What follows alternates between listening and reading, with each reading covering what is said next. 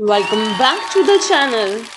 आज की इस वीडियो में हम पढ़ने वाले हैं क्लॉज के बारे में कि ग्रामर में क्लॉज क्या होते हैं, किस किस टाइप के होते हैं, बेसिकली ये क्लॉज सेंटेंस में क्या रोल प्ले करते हैं, ये सब पढ़ने वाले हैं। चलिए शुरू करते हैं। क्लॉज को समझने के लिए हमें सबसे पहले एक सेंटेंस को समझना पड़ेगा, थोड़ा रिवाइज करना पड़ेगा। देखिए,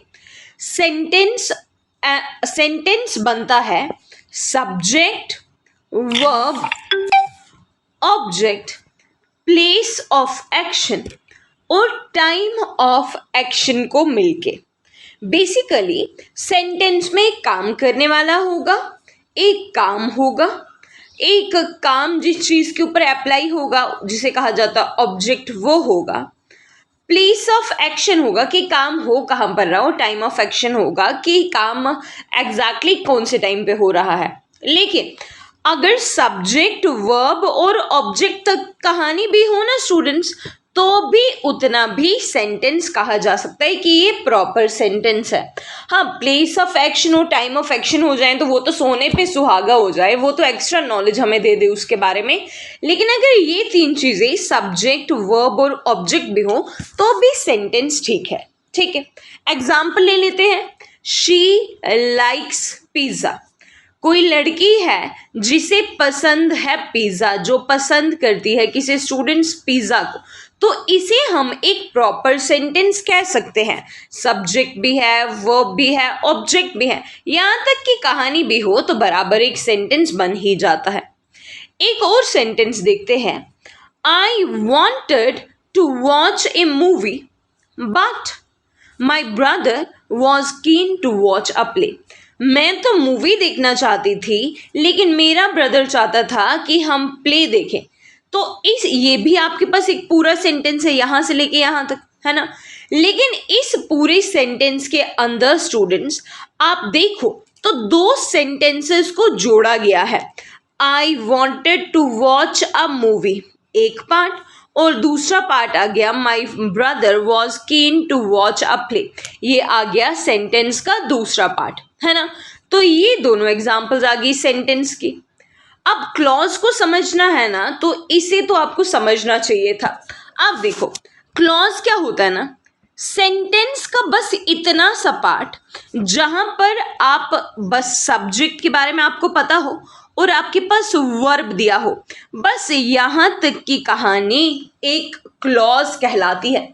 पूरा तो सेंटेंस है, लेकिन सेंटेंस में बस सब्जेक्ट से लेके वर्ब तक की जो कहानी है स्टूडेंट्स, उसे हम क्लॉज कहते हैं। जैसे शी लाइक्स पिज़्ज़ा में हमारे पास बस शी लाइक्स वाला जो पोर्शन है ना स्टूडेंट्स, वो उस वाले सेंटेंस का क्लॉज है।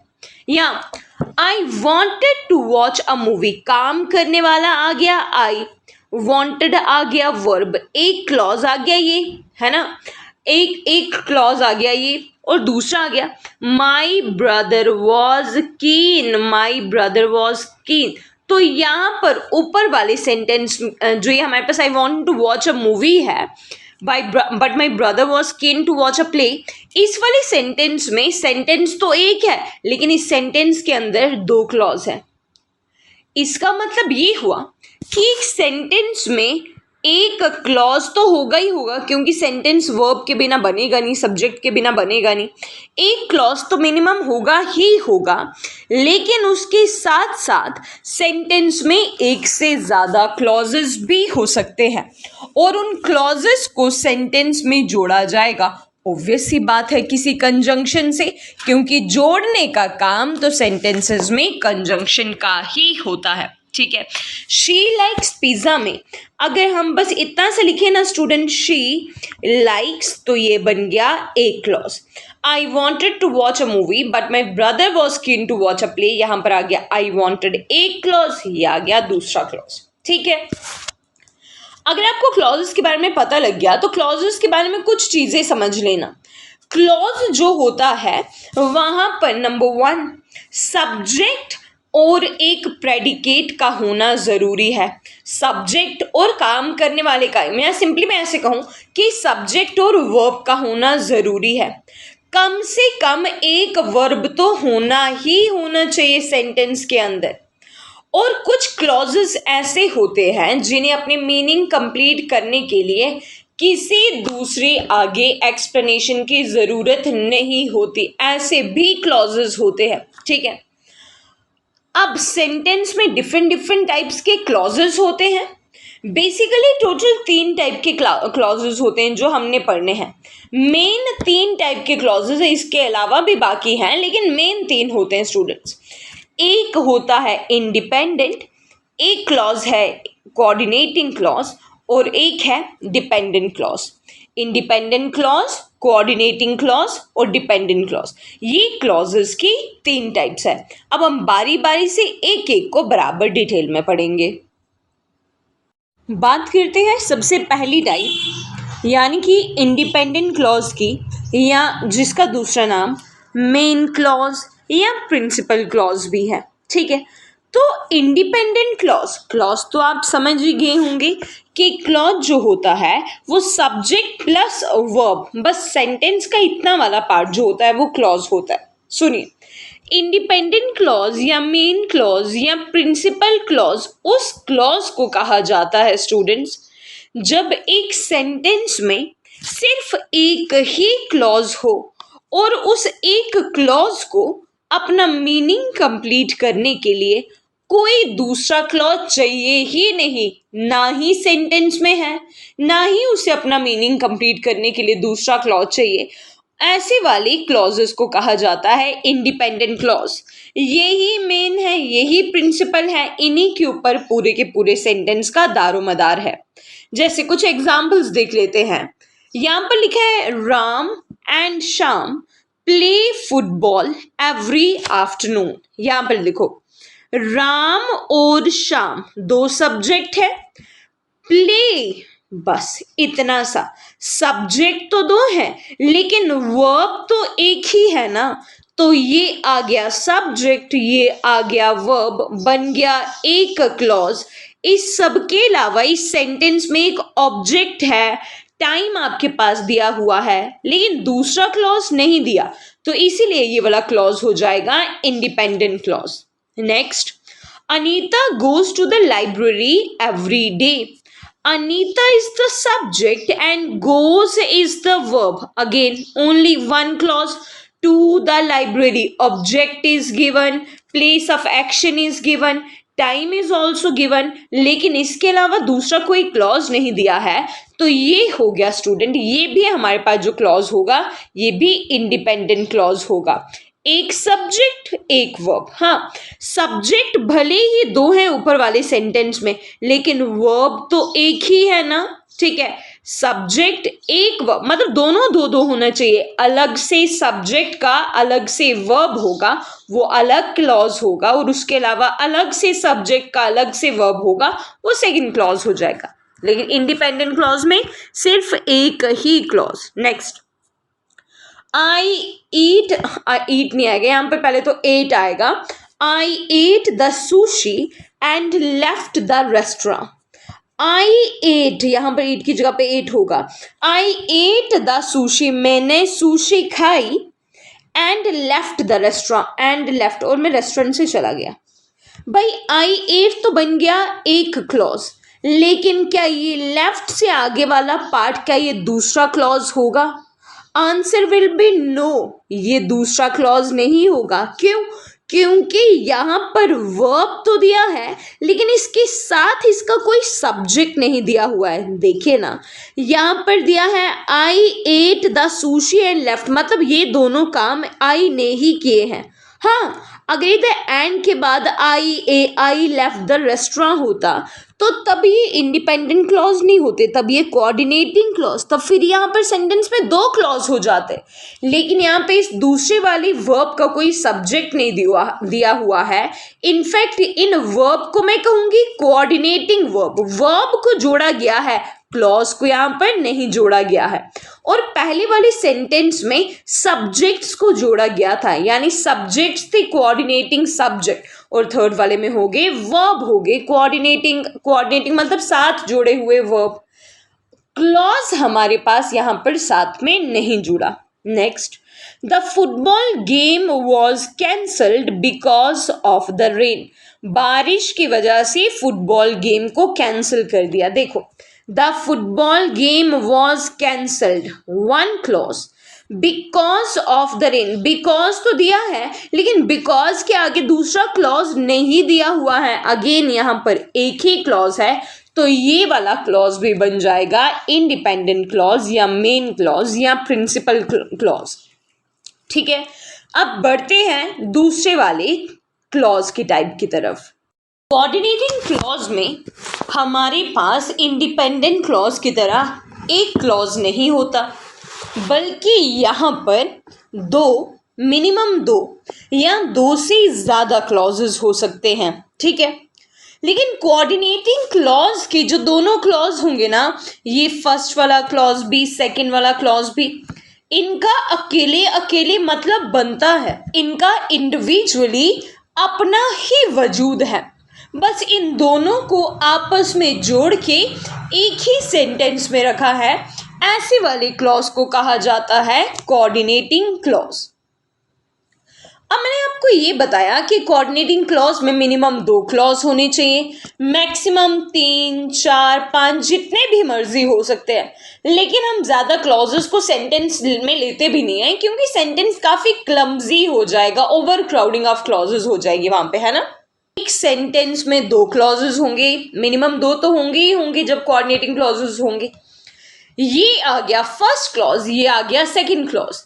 अब दोनों क्लॉजेस को आपस में जोड़ने के लिए भी तो कुछ चाहिए ना. जैसे मैंने आपको वीडियो की बिगिनिंग में ही बता दिया कि क्लॉजेस को जोड़ने के लिए आपस में कोई कंजंक्शन चाहिए. वैसे ही क्लॉजेस को आपस में जोड़ने के लिए, कोऑर्डिनेटिंग क्लॉजेस को आपस में जोड़ने के लिए चाहिए होता है फैन बॉयज. अब ये फैन बॉयज क्या है? फैन बॉयज का मतलब ये बेसिकली एक एक्रोनिम है, जहां पर हर एक वर्ड, हर एक लेटर किसी कंजंक्शन के लिए स्टैंड करता है. एफ यानी कि फॉर, ए का मतलब and, N for nor, B का मतलब बट, ओ का मतलब और वाई का मतलब येट. लास्ट में रह जाता है एस, एस का मतलब आ गया सो. तो इन 7 के सातों लेटर्स का ये सारे एक एक कंजंक्शन के लिए स्टैंड करते हैं. ठीक है, तो अगर एक क्लॉज को दूसरे क्लॉज से किसी फैन बॉय से जोड़ा हुआ है स्टूडेंट्स, तो वो क्लॉज कोऑर्डिनेटिंग क्लॉज ही होगा. शर्त ये है कि फॉर की, जब अगर मान लो फैन बॉयज का एफ वाला फॉर लग रहा है, उसके बाद भी एक क्लॉज होना चाहिए, पहले भी एक क्लॉज होना चाहिए.